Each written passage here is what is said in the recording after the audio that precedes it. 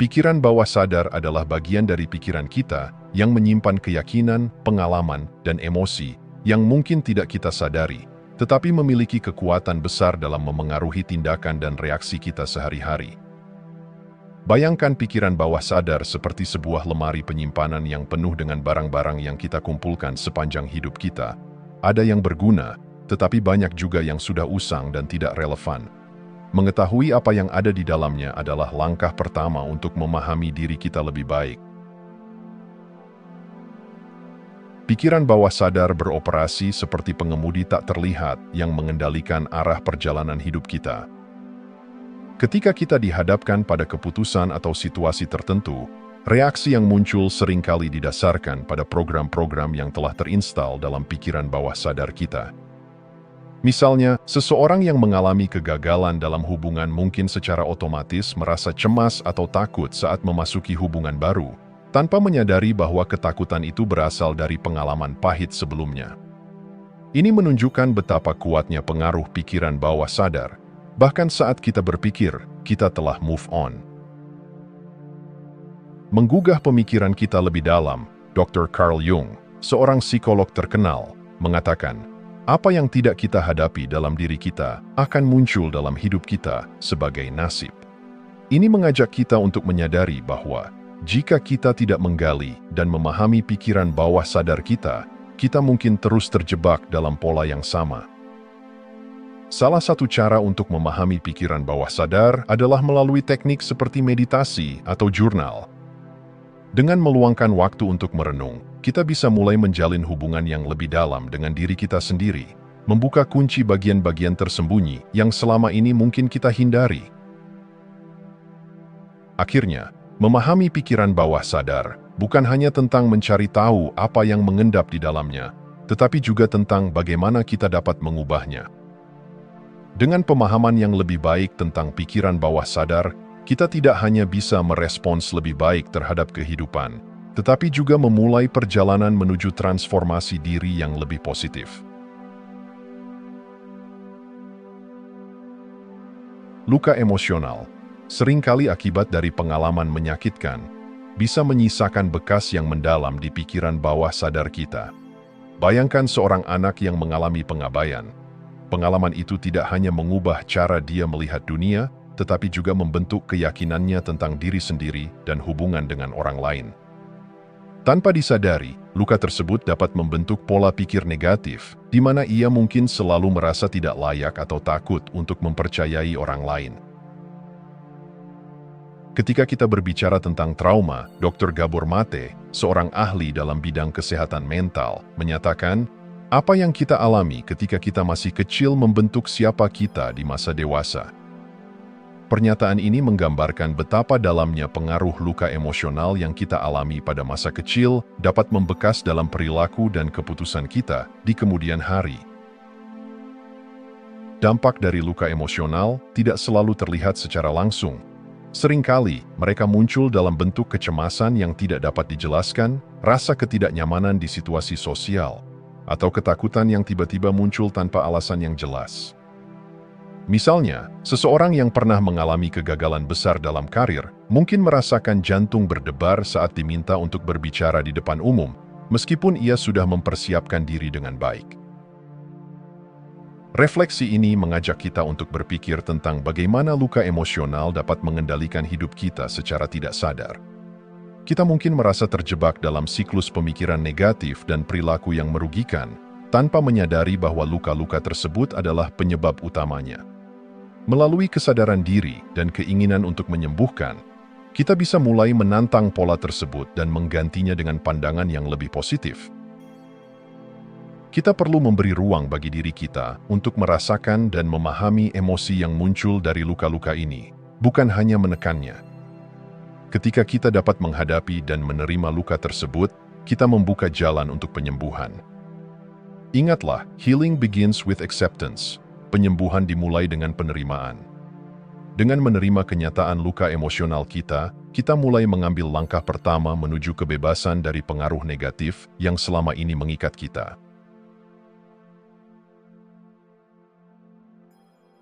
Kesadaran diri adalah kunci untuk membuka pintu menuju pemahaman yang lebih dalam tentang diri kita. Dengan menjadi lebih sadar akan pola pikir dan emosi yang tersembunyi di dalam pikiran bawah sadar, kita dapat mulai menyadari bagaimana pola-pola ini memengaruhi hidup kita. Seperti halnya seorang detektif yang menyelidiki petunjuk-petunjuk kecil, kita perlu menggali ke dalam diri kita sendiri untuk menemukan kebenaran yang sering kali tersembunyi. Misalnya, seseorang mungkin merasa terjebak dalam rutinitas yang monoton dan tidak memuaskan. Setelah melakukan refleksi mendalam, dia menyadari bahwa rasa puas dan bahagia yang ia cari selalu terganjal oleh rasa takut gagal yang terprogram dalam pikirannya. Dr. Daniel Kahneman, seorang psikolog pemenang Nobel, mengatakan, kita tidak selalu menyadari bagaimana cara berpikir kita membentuk pengalaman kita. Hal ini menunjukkan bahwa kesadaran akan pikiran kita dapat mengubah cara kita merespons berbagai situasi. Pola pikir negatif, seperti rasa tidak percaya diri, ketakutan berlebihan, atau keyakinan yang membatasi diri, seringkali terbenam dalam pikiran bawah sadar kita. Misalnya, seseorang yang mengalami kegagalan dalam hubungan sebelumnya, mungkin mengembangkan pola pikir bahwa cinta hanya akan berakhir dengan sakit hati. Dalam kondisi ini, ia akan cenderung menutup diri dari kesempatan baru, padahal ada banyak potensi kebahagiaan yang menunggu. Dalam buku Mindset, The New Psychology of Success, Dr. Carol Dweck menekankan pentingnya memiliki pola pikir berkembang, di mana kita memahami bahwa kemampuan kita dapat ditingkatkan melalui usaha dan pembelajaran. Ini mengajak kita untuk menantang keyakinan yang membatasi diri dan menggantinya dengan pandangan yang lebih konstruktif. Mengidentifikasi pola negatif adalah langkah awal untuk menyadari bagaimana mereka memengaruhi keputusan kita. Dengan berani menghadapi pola pikir ini, kita mulai memberikan diri kita izin untuk tumbuh. Ini adalah perjalanan menuju pemahaman yang lebih dalam tentang siapa kita dan apa yang kita inginkan. Dalam perjalanan itu, kita tidak hanya bertransformasi, tetapi juga membuka kemungkinan-kemungkinan baru yang sebelumnya kita anggap tidak mungkin. Akhirnya, proses ini bukan hanya tentang mengidentifikasi apa yang salah, tetapi juga tentang menemukan kekuatan dalam diri kita untuk berubah. Ketika kita mengenali dan memahami pola negatif dalam pikiran bawah sadar, kita mulai mengambil alih kendali atas hidup kita, mengarahkan jalan menuju pertumbuhan dan kebahagiaan yang lebih besar. Meditasi adalah alat yang kuat untuk menjelajahi pikiran bawah sadar kita. Dalam ketenangan, kita dapat mengakses bagian-bagian diri yang mungkin selama ini kita hindari. Meditasi memungkinkan kita untuk menenangkan pikiran dan membuka ruang bagi refleksi mendalam. Melalui visualisasi, kita dapat membayangkan diri kita dalam situasi positif, membangun citra mental yang memberdayakan. Misalnya, seseorang yang mengalami kecemasan saat berbicara di depan umum bisa membayangkan dirinya berbicara dengan percaya diri di hadapan audiens yang mendukung. Proses ini dapat membantu mengurangi rasa takut dan memprogram ulang pikiran kita untuk respons yang lebih positif. Seperti yang dikatakan oleh Jon Kabat-Zinn, pendiri Mindfulness-Based Stress Reduction, dimanapun Anda pergi, Anda akan pergi dengan diri Anda sendiri. Ini mengingatkan kita bahwa dengan membawa kesadaran ke dalam setiap pengalaman, kita bisa lebih memahami diri kita sendiri dan menghadapi tantangan dengan ketenangan dan keberanian. Afirmasi positif adalah pernyataan yang kita ucapkan untuk menggantikan keyakinan negatif yang telah mengakar. Dengan menyebutkan afirmasi secara konsisten, kita dapat memprogram ulang pikiran kita. Misalnya, mengganti kalimat, "Saya tidak cukup baik dengan saya berharga dan mampu mencapai impian saya," dapat membantu mengubah cara kita melihat diri sendiri. Penelitian menunjukkan bahwa repetisi afirmasi dapat meningkatkan kepercayaan diri dan memotivasi kita untuk mengambil langkah-langkah positif dalam hidup. Dr. Louise Hay, seorang pelopor dalam penyembuhan dengan afirmasi, menekankan, setiap saat kita memiliki kesempatan untuk membuat pilihan baru. Ini mengajak kita untuk menyadari bahwa setiap kata yang kita ucapkan pada diri sendiri adalah peluang untuk menciptakan kehidupan yang lebih baik. Hipnoterapi adalah teknik yang memungkinkan kita mengakses pikiran bawah sadar melalui relaksasi mendalam. Dalam kondisi hipnosis, kita lebih terbuka terhadap sugesti positif yang dapat membantu menyembuhkan luka emosional. Banyak orang yang telah menggunakan hipnoterapi melaporkan perubahan signifikan dalam perilaku dan pola pikir mereka.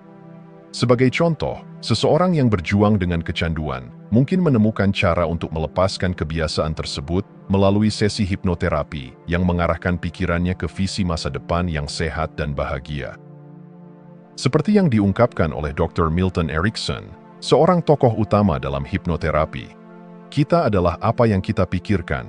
Kita menciptakan pikiran kita, dan pikiran kita menciptakan kita. Ini menunjukkan kekuatan pikiran dalam membentuk realitas kita. Menggunakan teknik-teknik ini secara rutin dapat membantu kita menyembuhkan pikiran bawah sadar dan membangun landasan yang lebih kuat untuk pertumbuhan pribadi. Dengan ketekunan dan kesadaran, kita dapat merobohkan tembok-tembok yang telah membatasi kita dan membuka jalan menuju kehidupan yang lebih bermakna. Proses penyembuhan adalah perjalanan yang membutuhkan waktu dan kesabaran.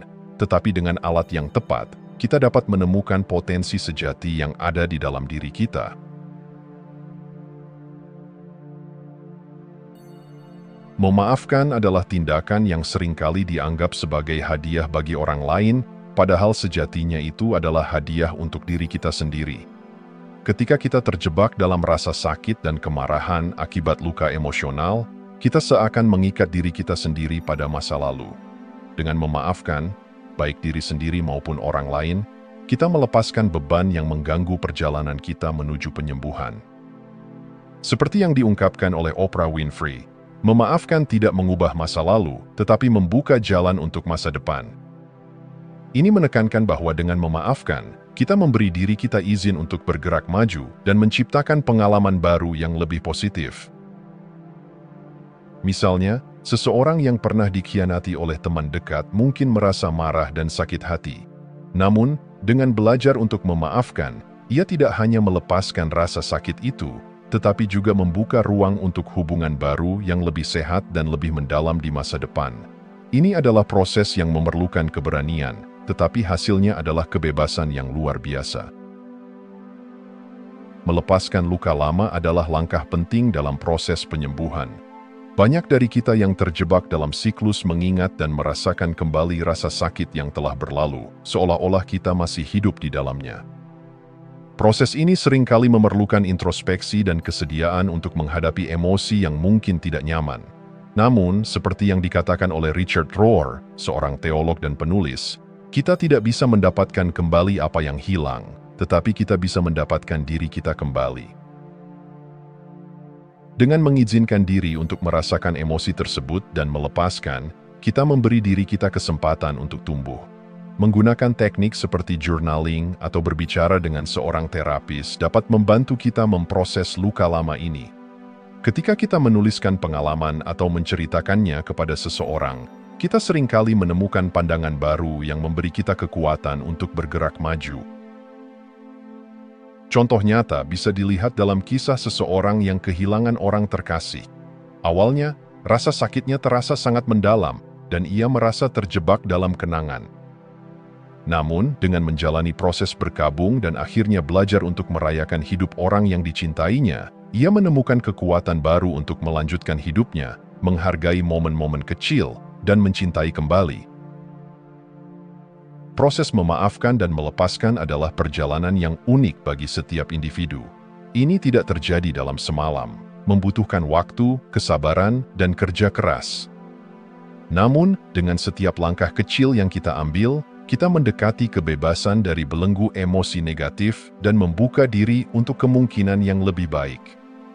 Saat kita melepaskan luka lama, kita tidak hanya mengizinkan diri kita untuk sembuh, tetapi juga memberi diri kita kesempatan untuk menciptakan masa depan yang lebih cerah dan penuh makna.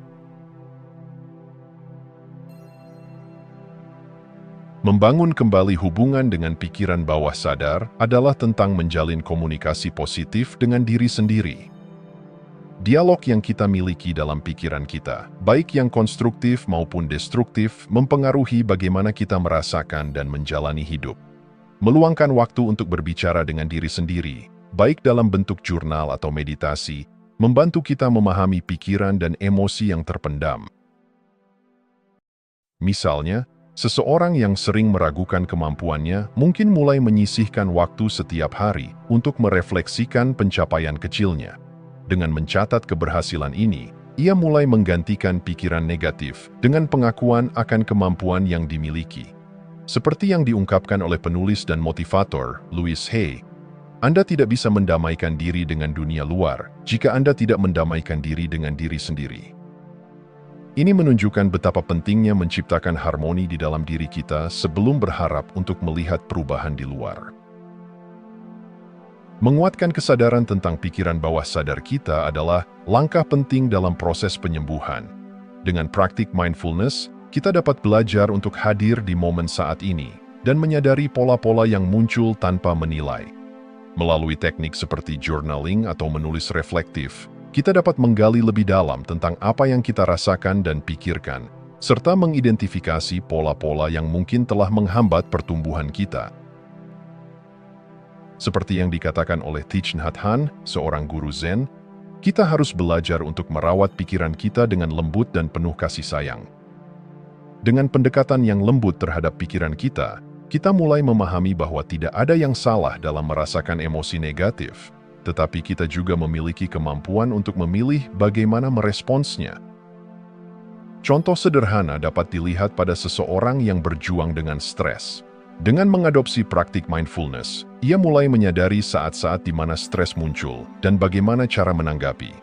Alih-alih terjebak dalam kekhawatiran, ia belajar untuk menarik napas dalam-dalam dan mengalihkan fokus pada momen saat ini. Proses ini membantu mengurangi kecemasan dan memberi ruang untuk kedamaian. Membangun kembali hubungan dengan pikiran bawah sadar adalah tentang menemukan keseimbangan dan harmoni di dalam diri kita. Dengan menciptakan dialog yang positif dan memperkuat kesadaran, kita tidak hanya memperbaiki hubungan kita dengan diri sendiri, tetapi juga membuka jalan untuk pertumbuhan dan transformasi yang lebih besar.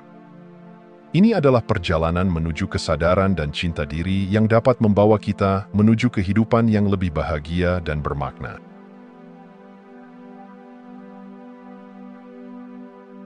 Salah satu langkah paling penting dalam pertumbuhan pribadi adalah mengganti keyakinan lama yang membatasi diri dengan keyakinan baru yang mendukung. Keyakinan lama, seringkali terinternalisasi sejak masa kecil, dapat menghalangi kita dari mencapai potensi penuh. Contohnya, seseorang yang percaya bahwa saya tidak akan pernah cukup baik, mungkin melewatkan banyak peluang baik dalam hidup, baik itu dalam karir maupun hubungan. Proses untuk mengganti keyakinan ini dimulai dengan kesadaran diri. Seperti yang diungkapkan oleh Dr. Brené Brown, seorang peneliti terkenal dalam bidang keberanian dan kerentanan, ketika kita berani untuk tidak menjadi sempurna, kita memungkinkan diri kita untuk tumbuh. Ini berarti bahwa kita perlu menerima bahwa tidak ada yang sempurna dan memberi diri kita ruang untuk belajar dari pengalaman. Dengan mempraktikkan afirmasi positif, kita bisa mulai menanamkan keyakinan baru. Misalnya, mengganti kalimat negatif dengan afirmasi seperti "Saya layak mendapatkan semua hal baik dalam hidup." Secara bertahap bisa mengubah pola pikir kita dan mendorong kita untuk mengambil langkah lebih berani menuju impian kita. Mengubah pikiran bawah sadar tidak hanya tentang memproses masa lalu, itu juga tentang membangun masa depan yang lebih baik. Dengan menyembuhkan luka emosional dan menantang keyakinan negatif, kita dapat membuka diri untuk kemungkinan baru yang lebih cerah. Penting untuk menggambarkan visi masa depan kita dengan jelas. Dalam bukunya, The Power of Intention, Dr. Wayne Dyer mengungkapkan, ketika kita berfokus pada apa yang kita inginkan, kita dapat mencapai hal-hal yang kita inginkan. Dengan menciptakan citra mental yang kuat tentang apa yang ingin kita capai, kita dapat memotivasi diri kita untuk bertindak. Misalnya, seorang individu yang bermimpi untuk memulai bisnis sendiri bisa memvisualisasikan diri mereka sebagai pemimpin yang sukses, menjalani kehidupan yang seimbang dan memuaskan. Dengan konsistensi dalam visualisasi dan tindakan nyata untuk mencapai impian tersebut, mereka bisa merobohkan batasan-batasan yang ada di pikiran bawah sadar mereka. Transformasi ini adalah perjalanan yang berkelanjutan, di mana kita perlu terus-menerus menantang diri sendiri untuk tumbuh.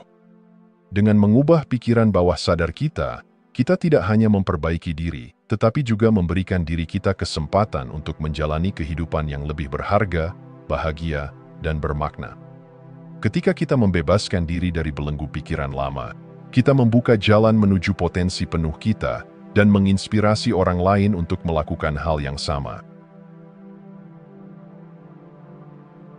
Jika Anda masih menonton, saya ingin mengucapkan terima kasih. Jika video ini bermanfaat dan menambah wawasan, silahkan membagikan video ini dengan orang lain. Pertimbangkan juga untuk subscribe di channel ini, karena dukungan Anda akan sangat membantu dan berharga. Jangan ragu untuk berbagi pengalaman atau pemikiran Anda di kolom komentar. Semoga hari-hari Anda selalu dipenuhi dengan kelimpahan dan kebahagiaan.